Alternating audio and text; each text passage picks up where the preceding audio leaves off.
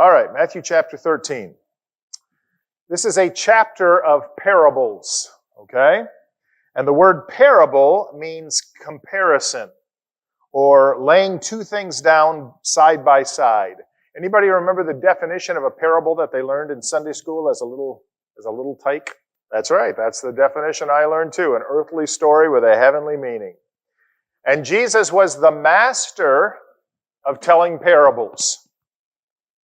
Most often he would share an earthly story, something that the people in his audience would be very familiar with: farming, fishing, planting, trying to get rich, okay, day workers, those types of things that they would be able to relate to easily. And then he would give it a heavenly meaning by giving it a spiritual application. And sometimes he then explains the meaning of the parable, and sometimes he expects us to understand it on our own.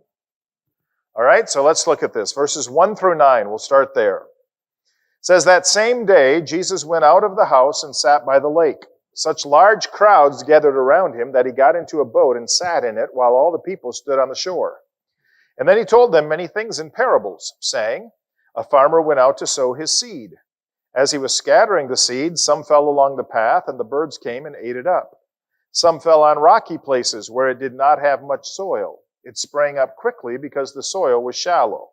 But when the sun came up, the plants were scorched, and they withered because they had no root. Other seed fell among thorns, which grew up and choked the plants. Still other seed fell on good soil, where it produced a crop 100, 60, or 30 times what was sown. Whoever has ears, let them hear.'" So Matthew indicates here that Jesus is teaching from a boat. And it says here that this happened on the same day that he had had conflict with the Pharisees, as we saw in chapter 12. Remember, he had conflict with the Pharisees after he had cast a demon out of somebody, and they said, well, he can only do that by Beelzebub. He had conflict with the Pharisees because the Pharisees asked Jesus for a sign to prove that he was who he says he was. And even his family came. That's how that chapter ends. The family comes because they think Jesus is out of his mind. And so chapter 12 was a chapter of a lot of confrontation, remember? And after that chapter, it says that same day, Jesus went out of the house and he sat by the lake. Why do you think Jesus would go and sit by the lake? It's peaceful, right? Yeah. It's relaxing. It's comforting. It's beautiful. I don't know if any of you live close to an ocean or live close to a lake. Not here in Zephyr Hills, I know that. But okay. But from where you're from before, anybody live close to a lake or close to the ocean? All right. And would you go out there and look? Sit at it? It's just a beautiful setting. Where we came from when we moved back up to Grand Rapids, I would leave work and go home and change clothes, and 20 minutes from our house, we could be on the beach of Lake Michigan. And so there were a lot of evenings, especially when our son was younger, I'd fly home and change, and we'd get in the van, and we'd have the people across the street hop in the van with us, and we'd go out and we'd have dinner out on the beach and stay there till the sunset. It's beautiful. And when you're out on the beach, if you're a believer, who do you think of? Yeah, you think of God, right? The handiwork of God, the beauty of God's creation. And so after all of this conflict that Jesus had in chapter 12, he goes out and he just sits by the water's edge.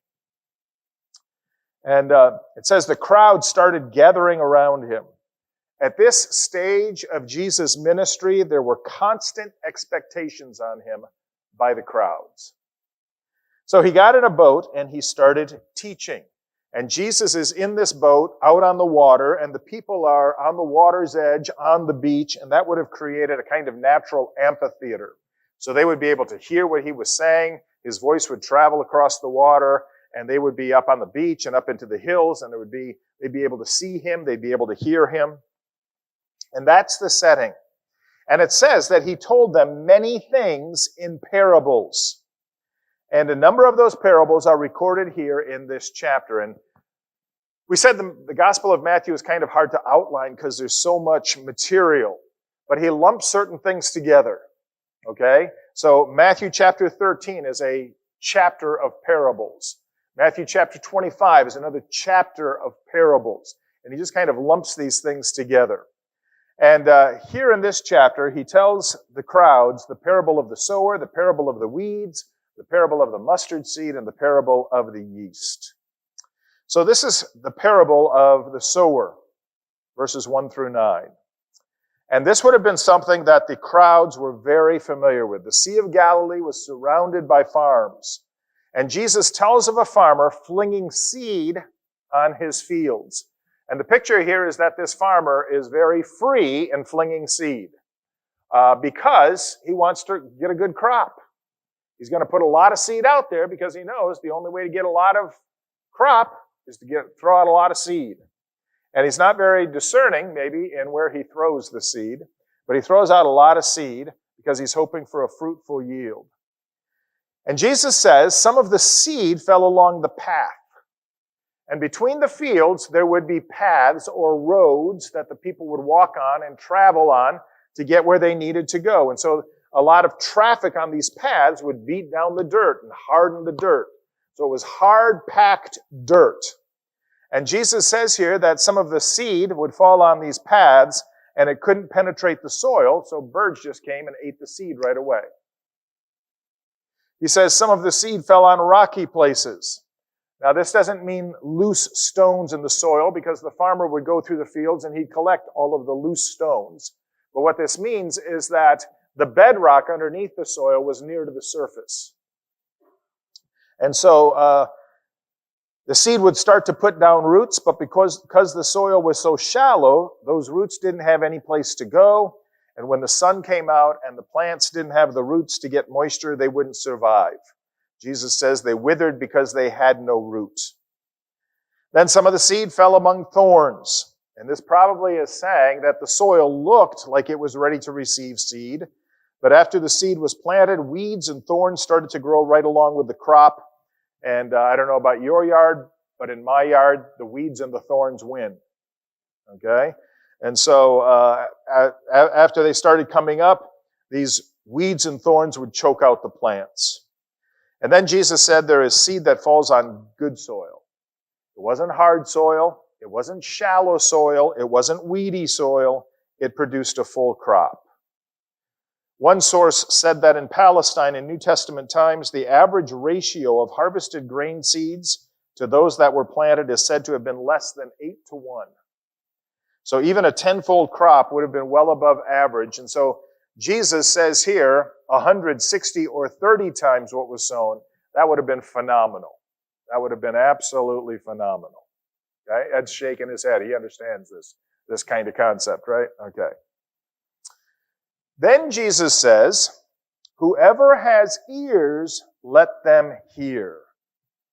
And this is Jesus letting his hearers know that there is a meaning in this story that is not immediately obvious. They are going to need to listen with their spiritual thinking caps if they're going to understand what Jesus is saying.